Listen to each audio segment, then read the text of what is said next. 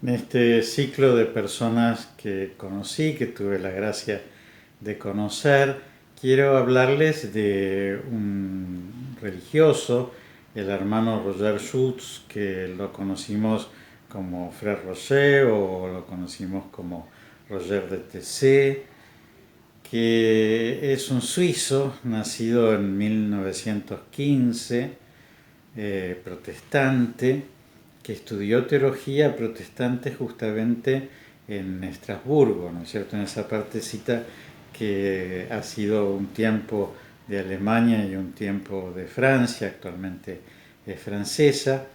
Estudió de 1937 a 1940, pero que cuando se da la intervención, ¿no es cierto?, de los alemanes en Francia, él se muda a Tessé y se queda allí en Tessé hasta que muere. Solamente durante 2 años se tiene que refugiar en Suiza porque él había refugiado en ese lugar a unos judíos y también a unos prisioneros que se habían escapado.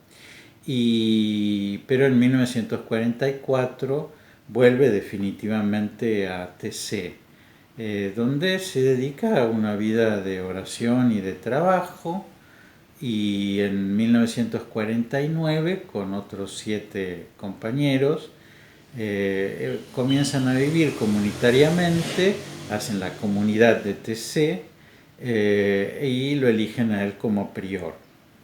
Y es prior hasta 8 años antes de su muerte, que fue en el año 2005, y que fue una muerte muy trágica, un hombre que ya tenía 90 años y que participando del oficio vespertino de la reconciliación fue apuñalado por una mujer rumana, aparentemente que estaba fuera de sí, ¿no es cierto?, decir, demente, y fue apuñalado y de esa manera murió, ya siendo, les digo, muy viejito.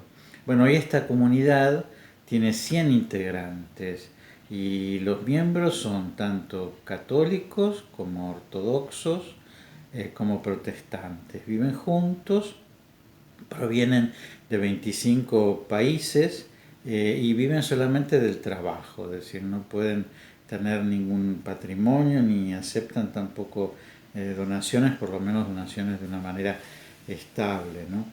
Bueno, este movimiento atrajo mucho a los jóvenes y yo fui uno de esos jóvenes alguna vez que cuando tenía 28 años, en el verano del año 90, en el verano europeo, ¿no es cierto?, del año 90, el padre Armelín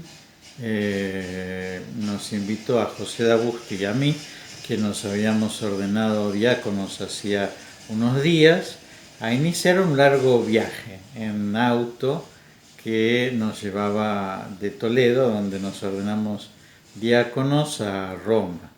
Y entonces el padre Armelín había averiguado para conocer muchas comunidades, muchos lugares eh, donde podíamos aprender, ¿no es cierto?, de decir lo que era la iglesia, tanto de la tradición de la iglesia, ir a donde vivía el cura de Ars, o donde había vivido Santa Teresita, o donde había estado Santa Margarita María de Alacoque y se había aparecido el Sagrado Corazón de Jesús, como también de comunidades actuales, ¿no es cierto?, y entre ellas TC, ¿no es cierto?, una cosa que habla un poco del espíritu abierto que tenía el padre Armelín, que por muchos era tenido por un hombre bastante cerrado, y que sin embargo no lo era, un hombre extraordinario. Y bueno, y fue por decisión de él que nos llevó a un campamento que se hacía todos los veranos y que te atraía a muchísimos jóvenes. Yo creo que en el momento en que nosotros fuimos eran unos 3.000, pero sé que ha habido veranos en los que llegaron a ser 18.000 jóvenes participaban de una vida de oración, de una vida de trabajo, de una vida de comunión. El gran tema, ¿no es cierto?, el gran carisma de TC y del hermano Roger ha sido la comunión, ¿no es cierto? El encuentro con el otro, el respeto, ¿no es cierto?, entre las personas que piensan distinto o que creen en Cristo, pero que porque nacieron dentro de una tradición, bueno, lo creen de una determinada manera, porque así lo recibieron de sus padres. Y así ha sido su propia vida, porque él, siendo protestante y habiendo permanecido aparentemente protestante siempre, él tenía una gran relación con la Iglesia Católica, con Juan Pablo II particularmente, recibió incluso la comunión del Papa Benedicto, de manos del Papa Benedicto XVI, en los funerales de Juan Pablo II. Eso se interpretó en ese momento como que había habido un paso, ¿no es cierto?, del hermano Roger a la Iglesia Católica, pero se desmintió eso. Así que él, manteniéndose protestante, él sin embargo vivía una gran comunión con la Iglesia Católica y también una gran comunión con la Iglesia Ortodoxa, tanto que el patriarca Atenágoras dijo su voluntad de confesarse, ni más ni menos, con el hermano Roger. Bueno, justamente en esta idea, ¿no es cierto?, del trabajo con los el trabajo ecuménico con los protestantes, con los ortodoxos, coincidía mucho con Chiara Lubich, la cual no les hablo, la fundadora del movimiento de los focolares, porque también la conocí y tengo un programita dirigido solamente a ella. También, bueno, se encontró con Teresa de Calcuta, porque él también era un hombre muy preocupado por la pobreza, por la gente que estaba sin un lugar en la sociedad, por la marginalidad, ¿no es cierto? Y entonces, bueno, era un hombre muy de comunión, ¿no? Y que eso lo ofrecía. Tan de comunión que evitaba todas aquellas cosas que pudieran hacer estos sí y estos no. Por ejemplo, la Eucaristía, ¿no es cierto? Porque no todos los cristianos creen que Jesús está real y sustancialmente presente en la Eucaristía. Entonces, si bien había Eucaristía y se celebraba la Eucaristía en ese campamento de TC, estaba en un lugar que iban solamente los que eran católicos y entonces aceptaban esa forma, ¿no es cierto? Pero después las celebraciones comunitarias se hacían sobre todo alrededor de tres elementos. Un elemento era el canto. El canto era extraordinario, ¿no es cierto? Y realmente busquen ustedes música de TC porque es muy linda.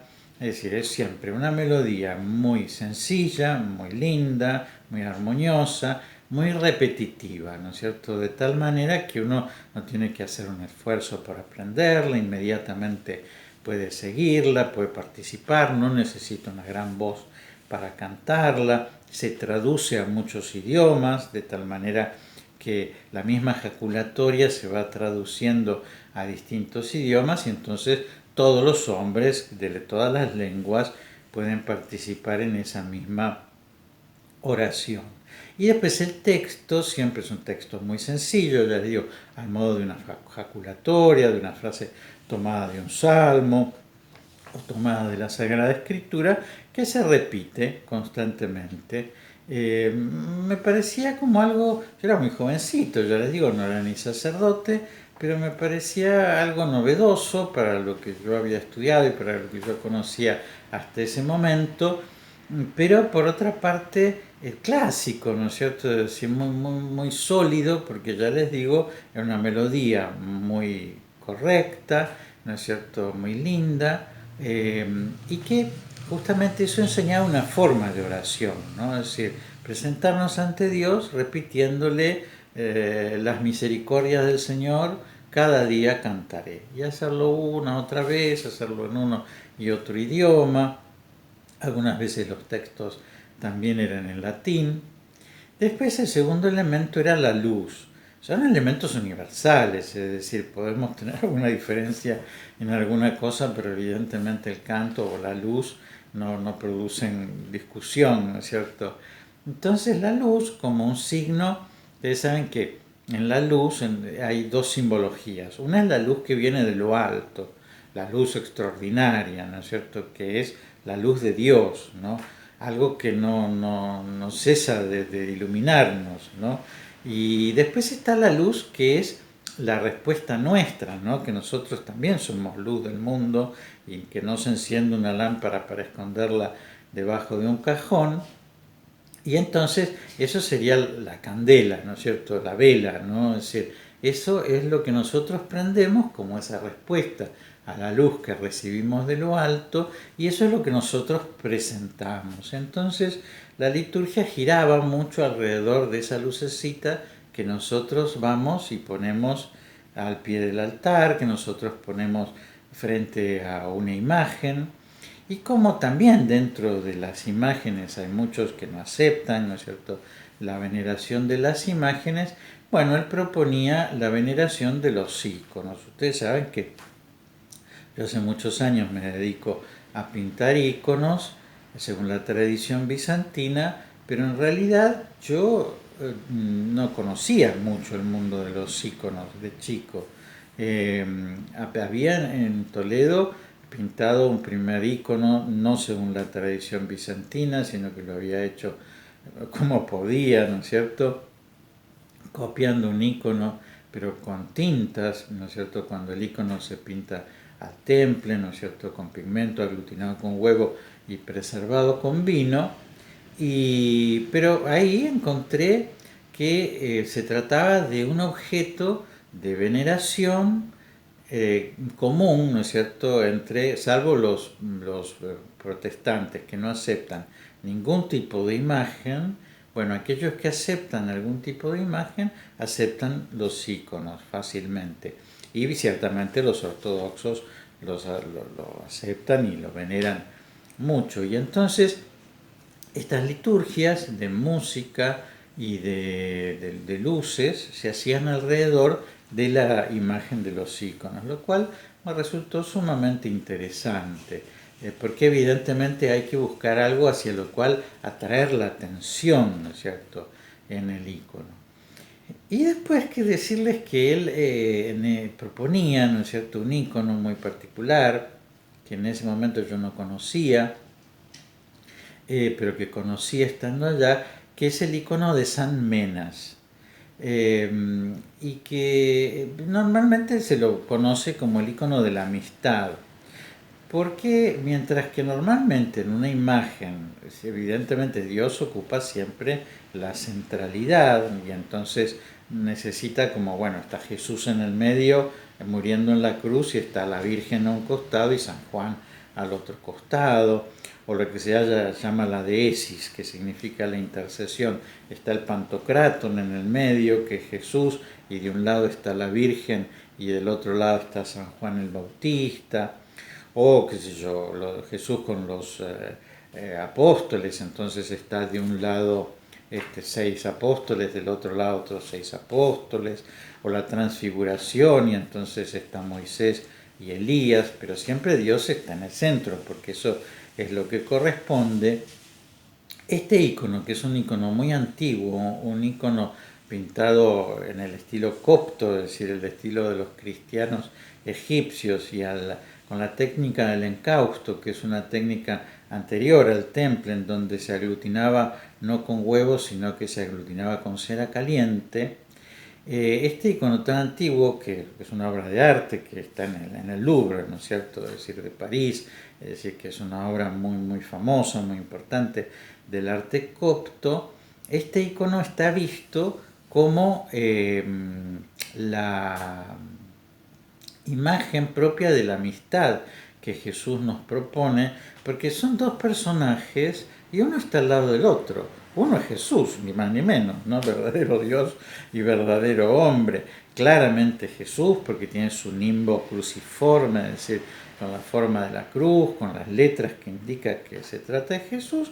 Él está pasando la mano a San Mena, ¿no es cierto?, que es un abad, pero como si fueran dos amigos, ¿no es cierto? Los dos al mismo lugar, uno al lado del otro, es decir, no Jesús en el centro, ¿no? Bueno, evidentemente eso habla de la kénosis, ¿no? Del abajamiento de Dios, ¿no? Porque a Dios siempre le corresponde o estar arriba o estar en el medio, ¿no es cierto? Es decir, si Él se puso al costado de nosotros y nos dejó a nosotros estar a su lado, ¿no es cierto? Ser sus compañeros, es eso, bueno, que nos llama amigos, ¿no es cierto? Y que quiere que así lo seamos. Y entonces él proponía ese icono para la contemplación de esta idea, ¿no? Bueno, Jesús quiso ser un tú para nosotros, Dios quiso ser un tú en Jesús para nosotros, un tú al que yo puedo hablarle y él me habla, un tú que se pone a mi altura porque nace en un pesebre, muere en una cruz, es traicionado por un amigo, siente hambre en el desierto, se cansa y tiene sed y una mujer samaritana le sacia la sed. Es decir, es un hombre que se ha puesto a nuestra altura para que nosotros podamos tenerlo al lado. Y esa mano que le pasa al hombro de San Menas también lo hace con nosotros, ¿no? Qué lindo. Así que era muy lindo el meditar en esa fraternidad, contemplando ese icono, cantándole esas ejaculatorias repetitivas y poniéndole la luz. Bueno, y ya les digo, en este sentido, uno va viendo, cuando mira la vida para atrás, ¿no? Cómo Dios ha ido engarzando, ¿no? Las cosas que uno ha valorado, que uno ha aprendido, que después ha enseñado, ha compartido, que las ha ido sacando de la abuelita que le enseñó algo cuando era chico, qué sé yo, del padre que era de una determinada manera y que uno lo imita, de la maestra que le enseñó una frase que a uno le quedó en la cabeza, o de algo que uno vio y se sorprendió. Y bueno, sí, en realidad no es que haya sido un gran encuentro, simplemente participamos en una liturgia en común con el hermano Roger en medio de un encuentro multitudinario, ya les digo, de un campamento de verano, pero evidentemente el ver eso, ¿no es cierto? El descubrir ese mundo de los íconos, el descubrir ese mundo de los íconos como algo que nos permitía estar en común, ¿no? Todos los cristianos, el que eso tuviera una atracción tan grande con los jóvenes, fue algo que dejó su mella, ¿no es cierto? Y bueno, y posiblemente haya tenido que ver con que hoy yo sea también iconógrafo. Así que bueno, les propongo el que conozcan la vida de él. Existe una vida de él escrita en castellano, que pueden leerla. Y si no, también hay muchos recursos para ver la vida de él en internet, así que pueden buscar más material. Bueno, les dejo la bendición de Jesús, que Dios los bendiga y los proteja en el nombre del Padre y del Hijo y del Espíritu Santo.